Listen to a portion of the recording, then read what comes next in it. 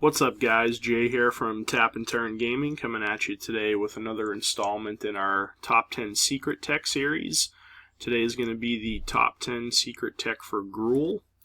So for any of you that have watched these videos before, you'll know exactly what these videos entail. Just a list of 10 cards that Derek and I have come up with that we felt for the EDH format and for the color or color combinations that they're in.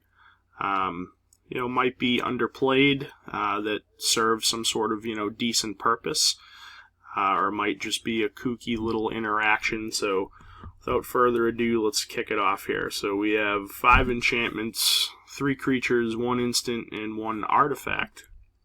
So first up is GRUUL War Chant. It's a 4-cost enchantment. Each attacking creature you control gets +1/+0 and can't be blocked except by 2 or more creatures. So what's really cool about this card is that not only does it pump the attack stat on all of your attacking dudes, makes it so that they have menace, basically. So, for a 4-cost enchantment, that's a pretty nice little package. Just the menace kind of granting alone is really, really nice. So, that'll make it so that a lot of your creatures will probably go unblocked, because now in order for them to be blocked, they have to be blocked by at least 2 or more creatures. So, and the +1/+0 isn't bad either. Next up we have Killer. Oops, sorry, my mouse is a little sensitive, recording on my laptop at the moment.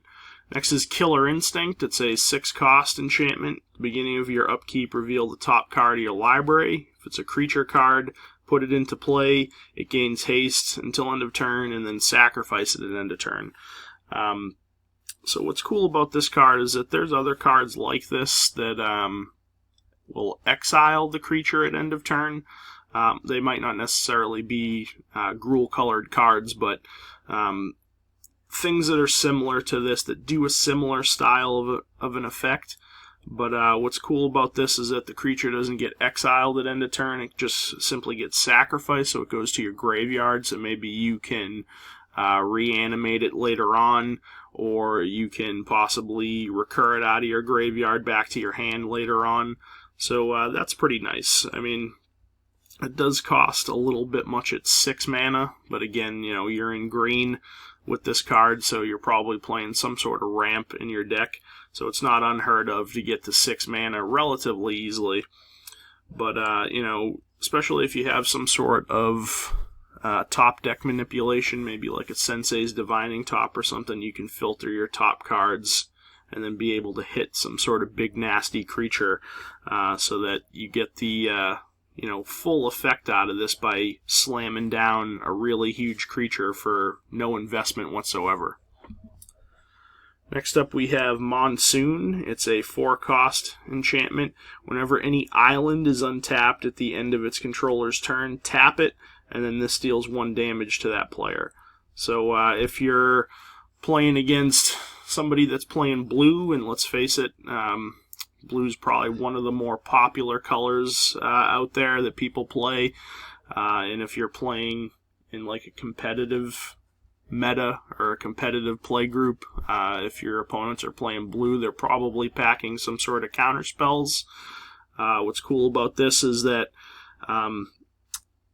at the end of any of those people's turns, if they have any untapped islands, they get all tapped down and they deal damage to that player. So basically, when it gets back around to your turn, you don't really have to worry about any of their counter spells or any shenanigans that they have that use blue mana to cast, because all of their islands will be tapped down. It doesn't stop like dual lands that don't have the basic land subtype, but nonetheless, it'll stop things like like the Ravnica Shocks and the Battle for Zendikar, Tango lands, I guess some people like to call them. Any of those non-basics that have the basic land subtype, this will tap down. And obviously also basic islands, but it's a little bit situational, but I felt like it deserved a spot on the list because it's kind of a kooky little card. It's an old card. It's from Ice Age, and it can really disrupt some of your opponents if they're playing blue, that is. It's a very specific card, hates on a very specific color, but I liked it nonetheless. Next up we have Predatory Advantage. It's a 5-cost enchantment at the end of each opponent's turn. If that player didn't play a creature spell this turn, you put a 2/2 green lizard creature token into play. So, this is really nice if your opponent's playing some sort of like control style deck that's maybe not playing a lot of creatures. This is really cool, so whenever they don't play a creature, you get a creature out of it. So, potential token generation is nice. And then lastly, we have Runes of the Dais. It's a 5-cost aura. As long as the enchanted creature is red, it gets +1/+1 and has double strike. As long as the creature is green, it gets +1/+1 and has trample. So if the creature that you put this on is both red and green, it's going to get +2/+2 double strike and trample, which is nothing to scoff at. It had a very similar card like this in the Golgari secret tech. I believe it was I forget what the hell the name of the card was. It eludes me at the moment. But like in the Shadowmoor block, we had all of the the creatures that had one of these auras specifically made for them. So it's a pretty good aura. It does cost 5, so a little bit hefty of a cost for an aura. But as long as you're slapping this on a guy that's GRUUL colored, he's going to get pretty good bonuses. So I felt like it deserved a spot on the list because of its potential versatility, being able to give a guy double strike and trample and a +2/+2 if he's red and green. It's pretty good. Alright, so those are our enchantments. Next we'll look at the creatures. We have Burning Tree Shaman. Sorry about that. He's a 3-cost 3/4. Whenever a player plays an activated ability that isn't a mana ability, this deals 1 damage to that player. So, again, pretty good if you're getting matched up against somebody that's playing like a control style deck or a deck that runs a lot of activated abilities. This will hurt you as well, because it's whenever a player plays an activated ability. But, maybe you're running just a 2-color deck, red and green, and you're just going super aggressive, just slamming creatures down on the table. This card's pretty good. It'll probably not too often affect you if you're building just a super aggressive, turning guys sideways, GRUUL colored deck. But I felt like it deserved a spot on the list just because it will maybe make certain players think twice about activating some of their abilities because it's going to start hurting pretty hard over time. Alright, next up we have Dragon Lair Spider. It's a 6-cost 5/6 with reach. Whenever an opponent casts a spell, put a 1/1 green insect creature token onto the battlefield. That alone is just really nice. The body is pretty decent, so it's a 5/6 for 6 mana. It also has reach, so it can block creatures with flying. And whenever an opponent casts a spell, so it doesn't matter what type of spell it is, whenever they cast it, you get a 1/1 green creature token onto the board. And what's also worth noting is that, let's say you're playing multiplayer and someone goes to cast a spell, and then somebody else counters that spell, well, your opponent still cast the spell, so even if somebody else counters the spell, you're still going to generate that 1/1 token, because they still cast the spell. So, pretty cool, pretty nice body on a, decently costed creature that generates tokens for you whenever anybody in the game other than you casts a spell. And then lastly, for the creatures, we have Savage Ventmaw. It's a 6-cost 4/4 flying dragon. When it attacks, you add 3 red and 3 green to your mana pool. Until end of turn, this mana doesn't empty from your mana pool as steps and phases end. So that's pretty sweet. So whenever you attack with this guy, he generates you 6 mana into your mana pool. 3 red and 3 green. Just by simply turning sideways.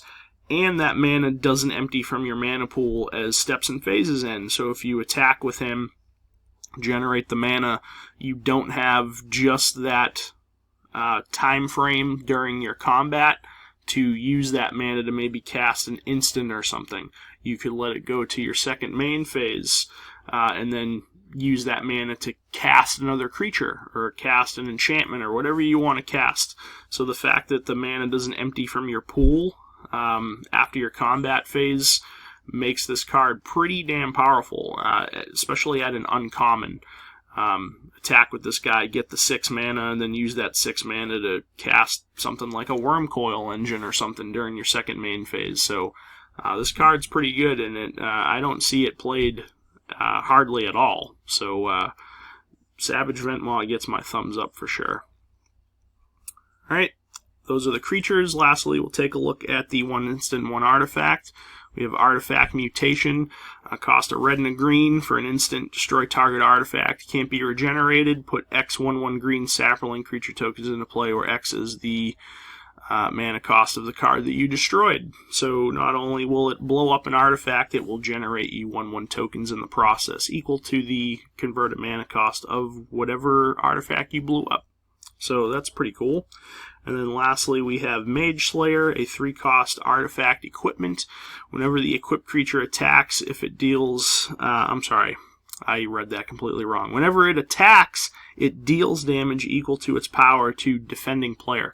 So simply by attacking with the equipped creature, whatever its power is, it's going to deal that much damage to whatever player you're attacking.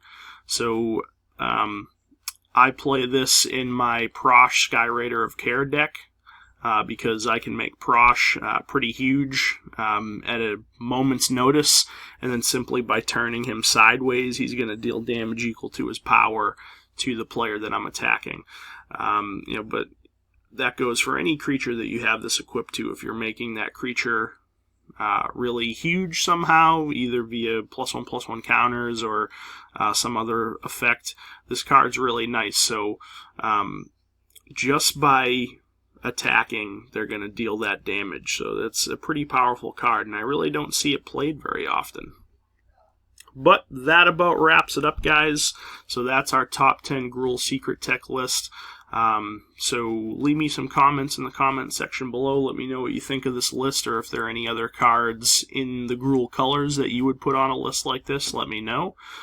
Thumbs up the video if you did enjoy it. It lets us know that you did, in fact, enjoy it, so we can keep making videos like this for you in the future.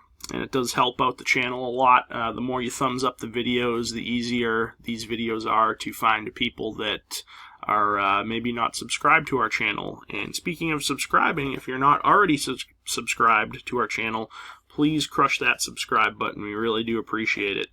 But anyways, this has been Jay with Tap and Turn Gaming. I hope everybody enjoyed watching this video. Like, comment, subscribe, all that stuff, and we'll catch you later. Thanks a lot for watching.